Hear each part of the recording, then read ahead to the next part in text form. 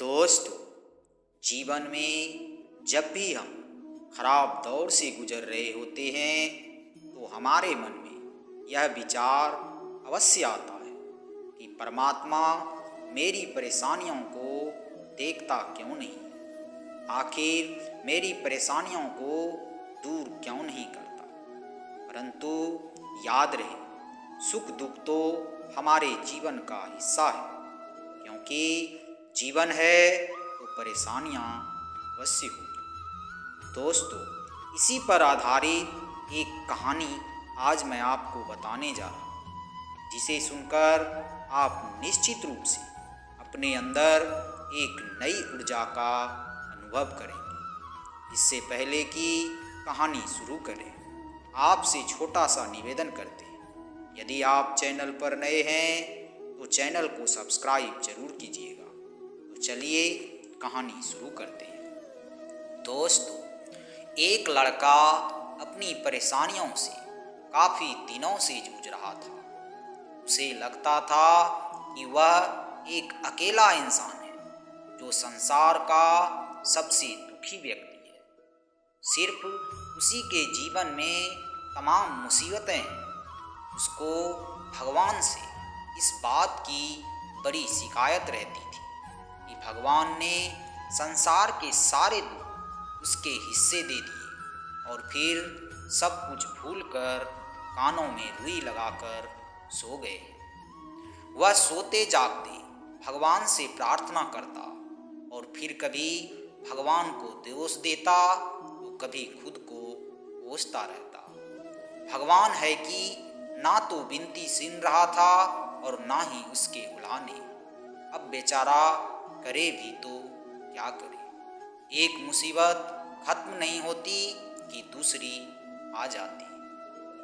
एक दिन उसने सोने से पहले भगवान से प्रार्थना की, प्रभु, मैं आपके सामने कहता कहता थक गया। अब और मिन्नतों की इच्छा नहीं है।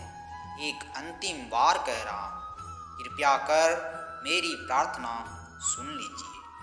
अगर आपको मेरे दुख नहीं मिटाने हैं तो कम से कम इतना तो कर सकते हैं कि किसी ऐसे व्यक्ति के दुखों से मेरा दुख बदल दीजिए जिसके जीवन में मुझसे कम दुख हो। हमेशा के लिए नहीं तो कम से कम कुछ महीनों के लिए ही सही, थोड़े दिन के लिए मुझे भी कुछ राहत मिल जाएगी।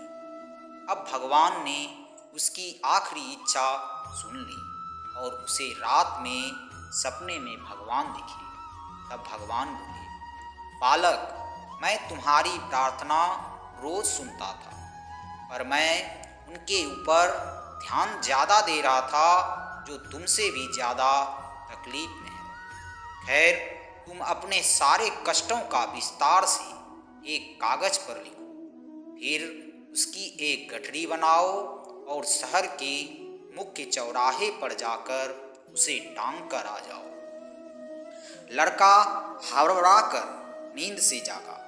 पहले तो उसको बिल्कुल यकीन नहीं हुआ कि सच में भगवान आए थे और उन्होंने उनसे ये सब बातें कही है। फिर सोचा कि अनजाने में क्या हर्ज है, एक बार इसे आजमा लेते हैं, क्या पता इससे ही कोई रास्ता निकल आए। उसने भगवान के दिए आदेश के अनुसार अपनी सारी परेशानियां अलग अलग कागजों पर लिखी। इतनी परेशानियां लिख डाली कि सच में कागज का ढेर खड़ा हो गया और उसे गठरी में ही बांधना पड़ा। अब लड़के ने अपनी गठरी उठाई और पहुंच गया चौराहे पर, लेकिन वहां पहुंचकर चौराहे का नज़ारा देखकर वह अचंभे में पड़ गया, क्योंकि उसने देखा कि चौराहे पर तो पहले से ही लोगों की लंबी लाइन लगी हुई है जो उसी की तरह अपने अपने दुखों की बड़ी बड़ी गठरी लिए पहुंचा है। आखिर यह चक्कर क्या है? सब कुछ उसकी समझ से बाहर था। अभी वह इन विचारों में ही खोया था कि तभी एक आकाशवाणी हुई। उसमें सभी को अपनी गठरी को चौराहे पर लगी अलग अलग खूंटी में टांग देने का आदेश हुआ। वहाँ बेहिसाब खूंटियाँ पहले से ही बनी थी।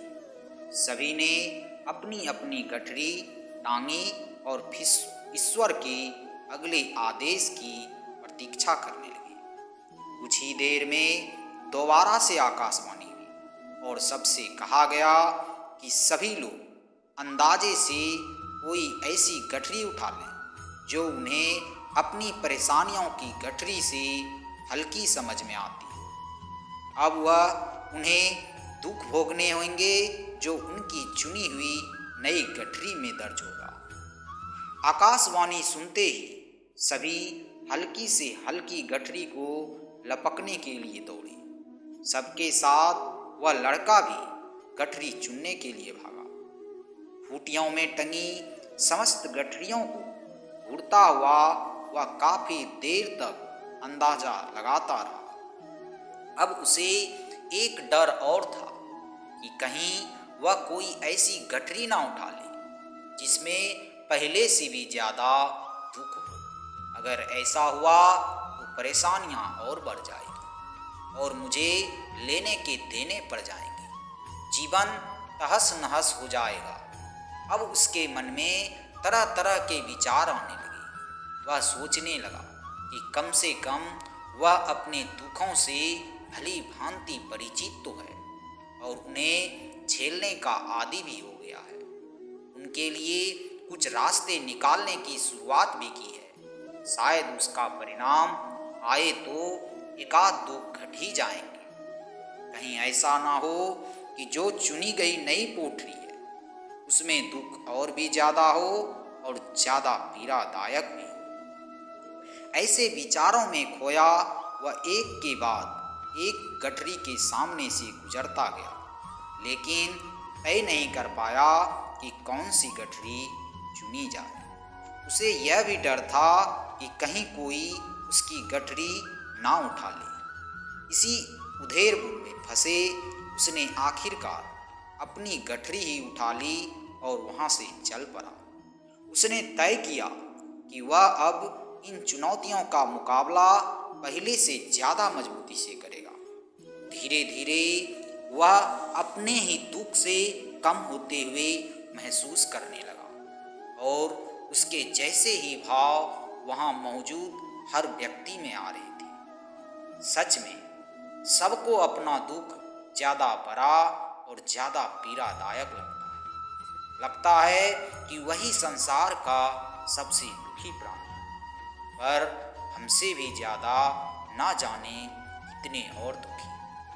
कितने ही ऐसे लोग हैं जिन्हें दो वक्त का भोजन भी मुश्किल से नसीब होता है। कभी कभी किसी शानदार कोठी के आगे से गुजरते हुए यदि यह ख्याल बार बार आए, जब किस्मत फूटी हो तो इस आदमी से क्यों पीछे, अगर आगे रहता तो उसे भी ऐसा सुख और ऐश्वर्य मिल जाता। जिन लोगों के पास साहस और हौसला है वह आत्मविश्वास की नाव पर सवार होकर आसानी से जीवन की कठिनाइयों से सफलता प्राप्त कर लेता है। जरा ऐसे लोगों के बारे में सोचिए जो जीवन मृत्यु के बीच झूल रहे हैं। कम से कम आप किस्मत की लाइन में इनसे तो आगे अवश्य हैं। स्वस्थ हैं अपने आप के लिए, अपने काम के लिए, किसी पर निर्भर नहीं।